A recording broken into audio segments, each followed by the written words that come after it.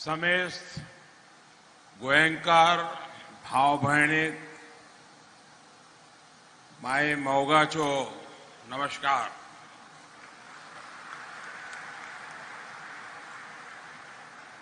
गोवांत येवन म्हाका सदांच खोस भोगता। मंच पर उपस्थित गोवा के गवर्नर पीएस श्रीधरन पिल्लई जी, यहां के लोकप्रिय मुख्यमंत्री श्री प्रमोद सावंत जी, केंद्रीय मंत्री श्रीपद नाइक जी, ज्योतिरादित्य सिंधिया जी, अन्य सभी महानुभाव, देवी और सज्जनों, गोवा के लोगों को और देश के लोगों को नए बने इस शानदार एयरपोर्ट के लिए बहुत बहुत बधाई। पिछले 8 वर्षों में जब भी आपके बीच आने का मौका मिला है तो मैं एक बात जरूर दोहराता था। आपने जो प्यार, जो आशीर्वाद हमें दिया है, उसको मैं ब्याज सहित लौटाऊंगा। विकास करके लौटाऊंगा। ये आधुनिक एयरपोर्ट टर्मिनल उसी स्नेह को लौटाने का एक प्रयास है। मुझे इस बात की भी खुशी है कि इस इंटरनेशनल एयरपोर्ट का नाम मेरे प्रिय सहयोगी और गोवा के लाडले स्वर्गीय मनोहर पर्रिकर जी के नाम पर रखा गया है।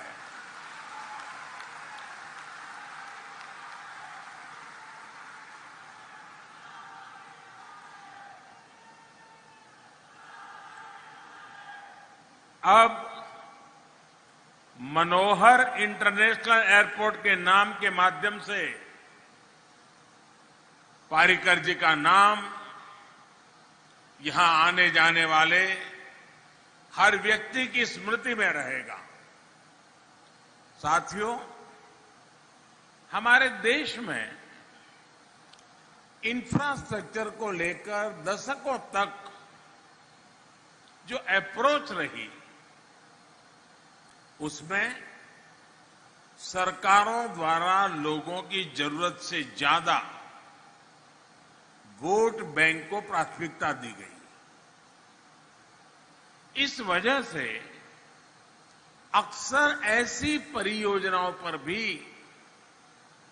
हजारों करोड़ रुपए खर्च किए गए जिनकी उतनी जरूरत ही नहीं थी। और इसी वजह से अक्सर जहां इंफ्रास्ट्रक्चर लोगों के लिए जरूरी होता था, उसे नजरअंदाज कर दिया जाता था। गोवा का ये इंटरनेशनल एयरपोर्ट इसका ही एक उदाहरण है। गोवा वासियों की नहीं, बल्कि देश भर के लोगों की ये बहुत पुरानी मांग थी कि यहां एक एयरपोर्ट से काम नहीं चल रहा है, गोवा को दूसरा एयरपोर्ट चाहिए। जब अटल बिहारी वाजपेयी जी की सरकार केंद्र में थी, तब इस एयरपोर्ट की प्लानिंग हुई थी। लेकिन अटल जी की सरकार जाने के बाद इस एयरपोर्ट के लिए बहुत कुछ नहीं किया गया। लंबे समय तक ये प्रोजेक्ट लटकता रहा। 2014 में गोवा ने विकास का डबल इंजन लगाया। हमने फिर से सारी प्रक्रियाएं तेजी से पूरी की। और 6 साल पहले मैंने यहां आकर के इसकी आधारशिला रखी। बीच में कोर्ट कचहरी से लेकर महामारी तक अनेक अड़चनें आई, लेकिन इन सब के बावजूद आज ये शानदार एयरपोर्ट बनकर तैयार है। अभी यहां साल में करीब 40 लाख यात्रियों को हैंडल करने की सुविधा है। आने वाले समय में ये क्षमता 3.5 करोड़ तक पहुंच सकती है। इस एयरपोर्ट से निश्चित रूप से पर्यटन को बहुत लाभ होगा। 2 एयरपोर्ट होने से कार्गो हब के रूप में भी गोवा के लिए संभावनाएं बहुत बढ़ गई हैं। फल सब्जी से लेकर फार्मा प्रोडक्ट्स के एक्सपोर्ट को इससे बहुत बल मिलेगा। साथियों, मनोहर इंटरनेशनल एयरपोर्ट आज देश के इंफ्रास्ट्रक्चर को लेकर बदली हुई सरकारी सोच और अप्रोच का भी प्रमाण है। 2014 से पहले सरकारों का जो रवैया था, उस वजह से हवाई यात्रा एक लग्जरी के रूप में स्थापित हो गई थी। ज्यादातर इसका लाभ समृद्ध संपन्न लोग ही उठा पाते थे। पहले की सरकारों ने सोचा ही नहीं कि सामान्य जन भी, मध्यम वर्ग भी उतना ही एयर ट्रैवल करना चाहता है।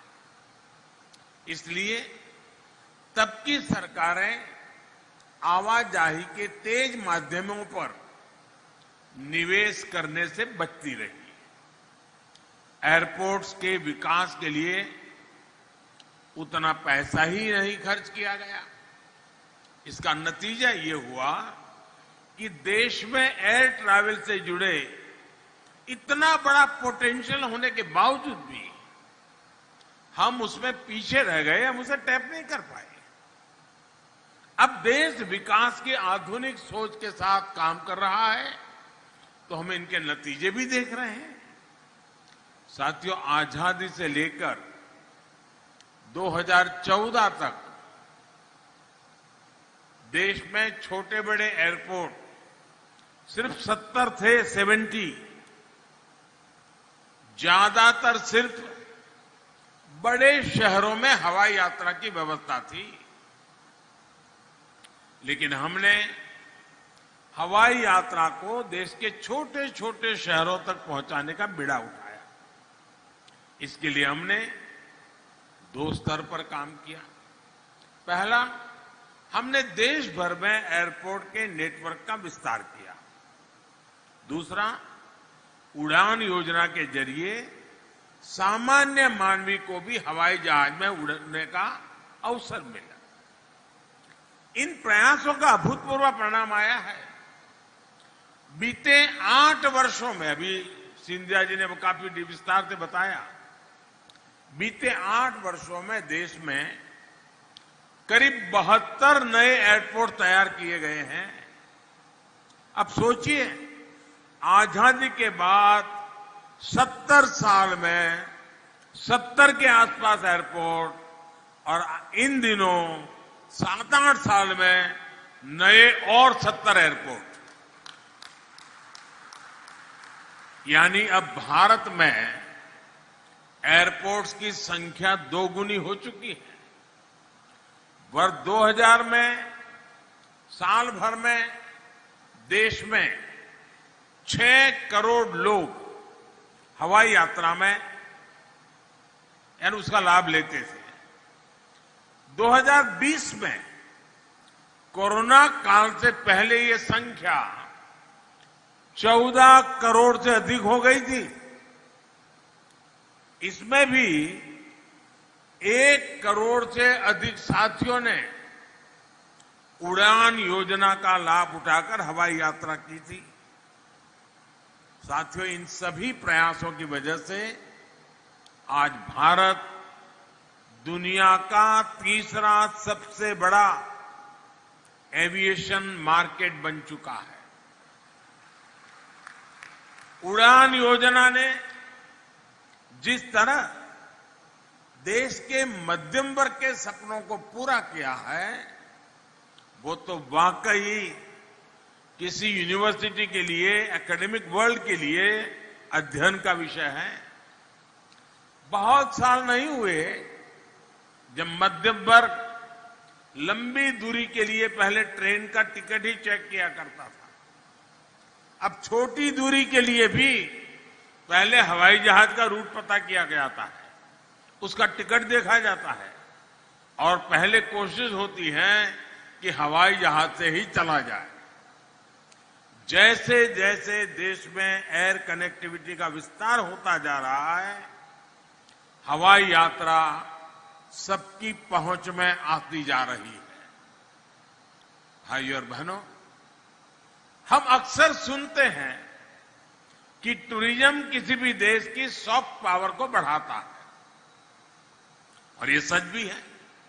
लेकिन ये भी उतना ही सच है कि जब किसी देश की पावर बढ़ती है तो दुनिया उसके विषय में ज्यादा जानना चाहती है। अगर उस देश में कुछ देखने के लिए है, जानने समझने के लिए है, तो दुनिया निश्चित रूप से अधिक आकर्षित होती है। आप अतीत में जाएंगे तो पाएंगे कि जब भारत समृद्ध था तब दुनिया में भारत को लेकर एक आकर्षण था। दुनिया भर से यात्री यहां आते थे, व्यापारी कारोबारी आते थे, स्टूडेंट्स आते थे, लेकिन बीच में गुलामी का एक लंबा कालखंड आया। भारत की प्रकृति, संस्कृति, सभ्यता वही थी, लेकिन भारत की छवि बदल गई, भारत को देखने का नजरिया बदल गया। जो लोग भारत आने के लिए आतुर रहते थे, उनकी अगली पीढ़ी को यह भी पता नहीं रहेगा कि भारत किस कोने में पड़ा है। साथियों, अब 21वीं सदी का भारत नया भारत है। आज जब भारत वैश्विक पटल पर अपनी नई छवि गढ़ रहा है, तब दुनिया का नजरिया भी तेजी से बदल रहा है। आज दुनिया भारत को जानना समझना चाहती है। आज आप डिजिटल प्लेटफॉर्म पर जाइए, कितनी बड़ी संख्या में विदेशी भारत की कहानी दुनिया को बता रहे हैं। इन सभी बातों को ध्यान में रखते हुए अब बहुत जरूरी है कि देश में ईज ऑफ ट्रैवल उसको सुनिश्चित कर दिया जाए। इसी सोच के साथ बीते 8 वर्षों में भारत ने ईज ऑफ ट्रैवल बढ़ाने के लिए, अपने टूरिज्म प्रोफाइल का विस्तार करने के लिए हर संभव प्रयास किए हैं। आप देखेंगे कि हमने वीजा की प्रक्रिया को आसान किया, वीजा ऑन अराइवल की सुविधाओं को बढ़ाया, हमने आधुनिक इंफ्रास्ट्रक्चर और लास्ट माइल कनेक्टिविटी पर फोकस किया। एयर कनेक्टिविटी के साथ ही digital connectivity, mobile connectivity, railway connectivity, हम सभी पर ध्यान दे रहे हैं। आज रेलवे से अधिकतर टूरिस्ट डेस्टिनेशन जुड़ रहे हैं। तेजस और वंदे भारत एक्सप्रेस जैसी आधुनिक ट्रेनों रेलवे का हिस्सा बन रही हैं। विस्टाडोम कोच, वो ट्रेनें पर्यटकों के अनुभव का विस्तार कर रही है। इन सभी प्रयासों का असर भी हम निरंतर अनुभव कर रहे हैं। साल 2015 में देश में डोमेस्टिक टूरिस्ट की संख्या 14 करोड़ थी। पिछले साल ये बढ़कर करीब 70 करोड़ तक पहुंच गई थी। अब कोरोना के बाद देश और दुनिया भर से टूरिज्म बहुत तेजी से बढ़ रहा है। गोवा जैसा टूरिस्ट डेस्टिनेशन में सबसे पहले वैक्सीन लगाने के फैसले का भी लाभ गोवा को मिल रहा है और इसलिए मैं प्रमोद जी और उनकी टीम को बधाई देता हूं। और साथियों, हम सभी जानते हैं कि टूरिज्म में रोजगार, स्वरोजगार की सबसे ज्यादा संभावनाएं हैं। पर्यटन से हर कोई कमाता है, ये सबको अवसर देता है और गोवा वालों को समझाने की जरूरत नहीं है। इसलिए डबल इंजन की सरकार पर्यटन पर इतना बल दे रही है, कनेक्टिविटी के हर माध्यम को सशक्त कर रही है। यहां गोवा में भी 2014 के बाद से हाईवे से जुड़े प्रोजेक्ट पर 10,000 करोड़ रुपए से अधिक का निवेश हो चुका है। गोवा में ट्रैफिक की समस्या को कम करने के लिए भी लगातार काम किया जा रहा है। कोंकण रेलवे का बिजलीकरण होने से भी गोवा को बहुत लाभ हुआ है। साथियों, कनेक्टिविटी के इन प्रयासों के साथ ही सरकार का जोर हेरिटेज टूरिज्म को प्रमोट करने पर भी है। हमारी जो धरोहरें हैं, उनके रखरखाव, उनकी कनेक्टिविटी और वहां सुविधाओं के निर्माण पर बल दिया है। गोवा में ऐतिहासिक अगोड़ा जेल कॉम्प्लेक्स म्यूजियम का विकास भी इसका उदाहरण है। आधुनिक टेक्नोलॉजी का उपयोग करते हुए हम देश भर में अपनी धरोहरों को और आकर्षक बना रहे हैं। देश के तीर्थों और धरोहरों की यात्रा करने के लिए विशेष रेल भी चलाई जा रही है। साथियों, वैसे मैं आज गोवा सरकार की एक और बात के लिए सराहना करना चाहता हूं। गोवा सरकार फिजिकल इंफ्रास्ट्रक्चर के साथ ही सोशल इंफ्रास्ट्रक्चर पर भी उतना ही बल दे रही है। गोवा में ईज ऑफ लिविंग बढ़े, यहां पर कोई भी व्यक्ति सरकारी योजनाओं के लाभ से वंचित ना रहे, इस दिशा में स्वयंपूर्ण गोवा अभियान बहुत सफल रहा है, बहुत अच्छा काम किया गया है। गोवा आज 100% सैचुरेशन का एक बहुत उत्तम उदाहरण बना है। आप सभी ऐसे ही विकास के कार्य करते रहिए, लोगों का जीवन आसान बनाते रहिए। इसी कामना के साथ मैं इस भव्य एयरपोर्ट के लिए आप सबको बधाई देते हुए मेरी वाणी को विराम देता हूं। बहुत बहुत शुभकामनाएं, बहुत बहुत धन्यवाद।